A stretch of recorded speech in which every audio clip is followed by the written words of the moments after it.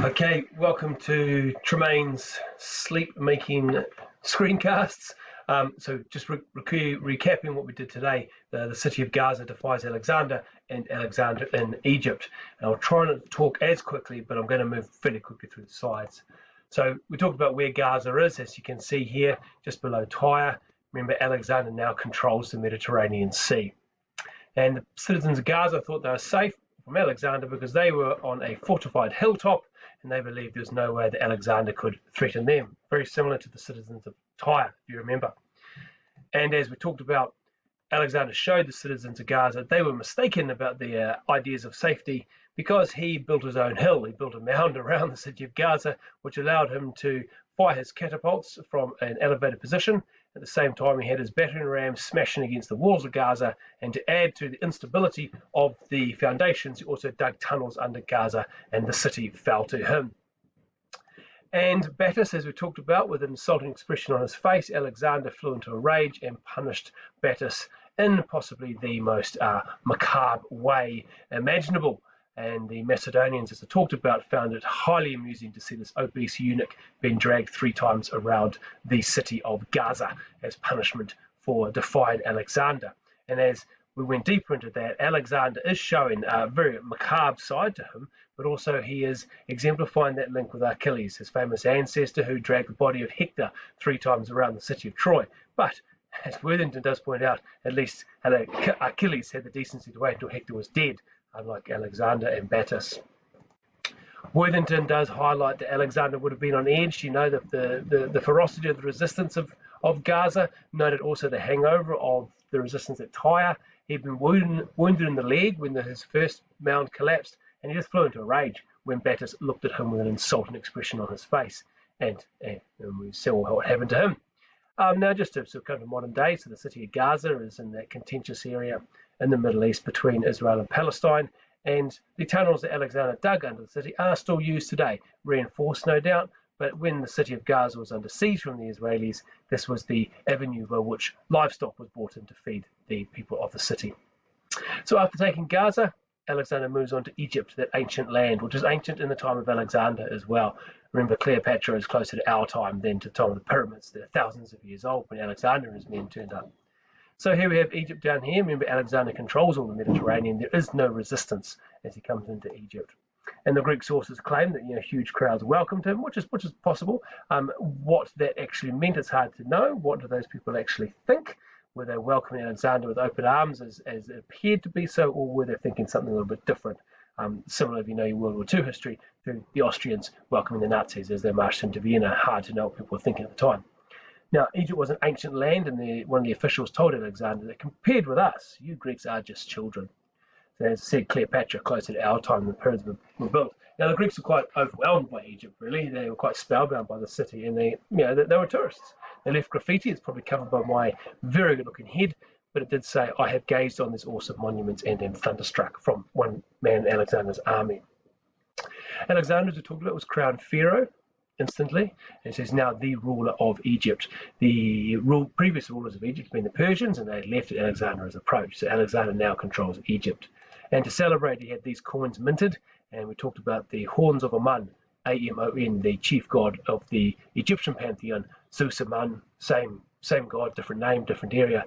These are the ram horns that are associated with Amun, and now they're on Alexander's head in the coin. Brilliant propaganda from Alexander, as often we see.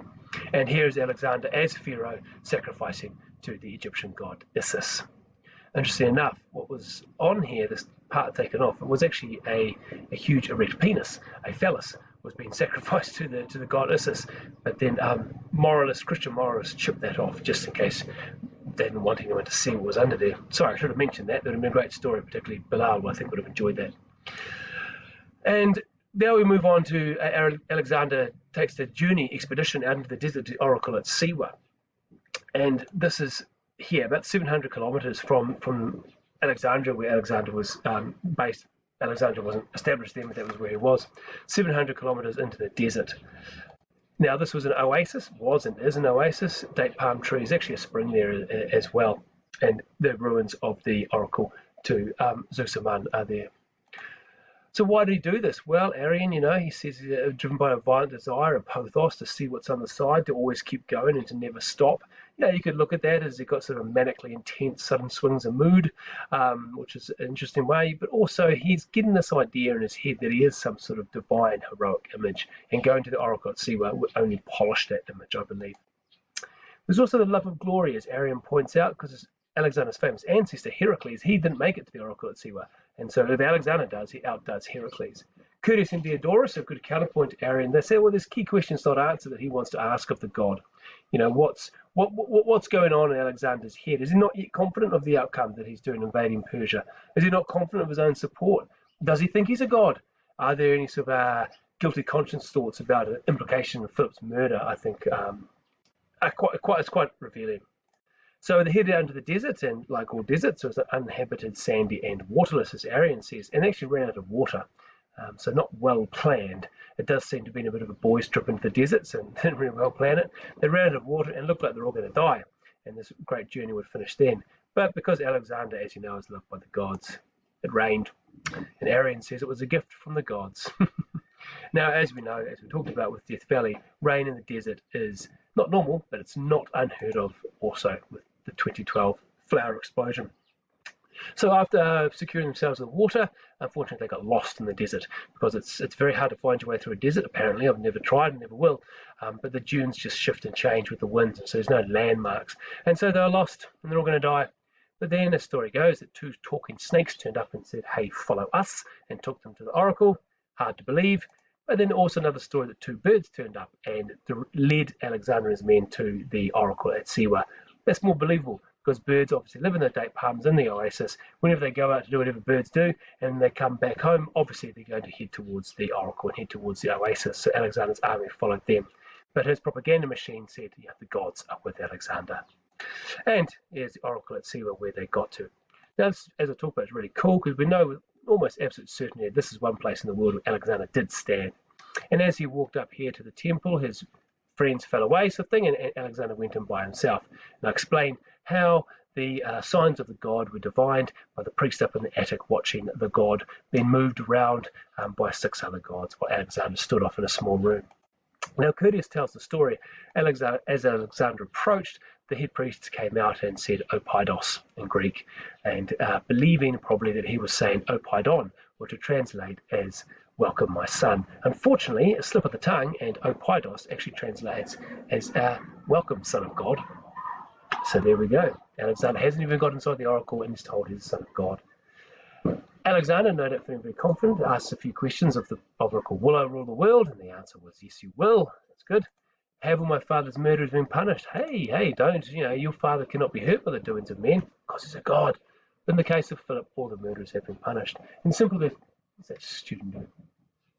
And simply because I think Alexander asks this question, it does hint that he has perhaps got some unanswered thoughts around the murder of Philip. Is he involved? Well, all of that's great. Alexander has been confirmed as son of God, but, only him and the priest were in the shrine.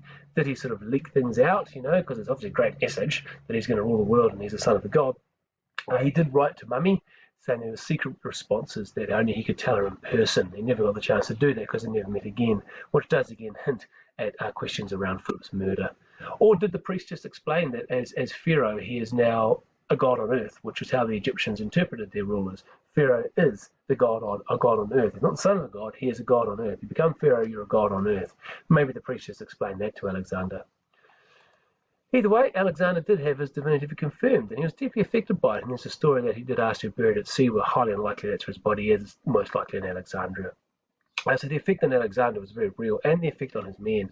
I talked about how his men would feel pretty stoked to be following a conqueror who's going to rule the world and is the son of a god.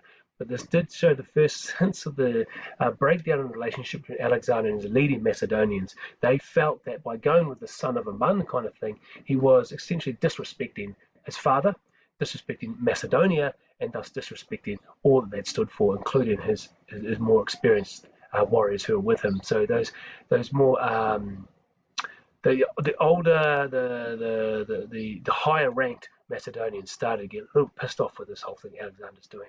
And as Worthington says, and you can always come back to this line, with most things Alexander does, he always intended to get the answer that he got.